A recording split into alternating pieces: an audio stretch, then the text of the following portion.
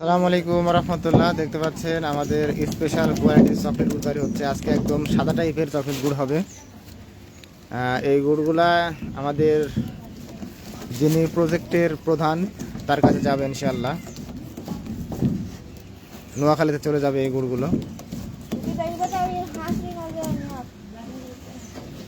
দেখতে পাচ্ছেন একদম সাদা টাইপের এই চকলেট গুড় তৈরি হচ্ছে।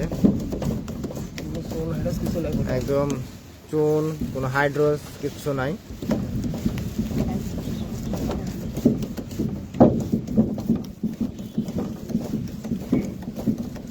আলহামদুলিল্লাহ, কালারটা দেখুন কত সুন্দর কালার আসছে আর কি আজকে।